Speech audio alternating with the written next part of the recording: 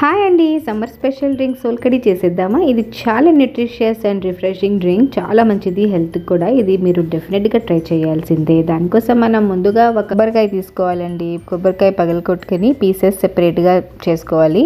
పీసెస్ని బాగా వాష్ చేసుకుందాం, సైడ్లో ఉంచుకుందాం. ఒక బౌల్లో కోకమ్ అని ఉంటుంది, కోకమ్ని సోక్ చేసుకుందాం.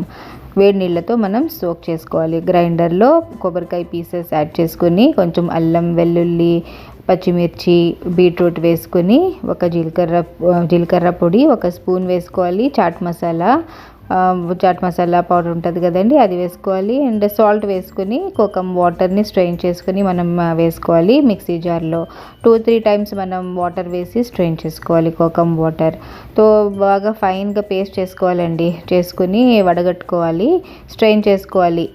ఒక మస్లిన్ క్లాత్ తీసుకుని మనం స్ట్రెయిన్ చేసుకుందాం.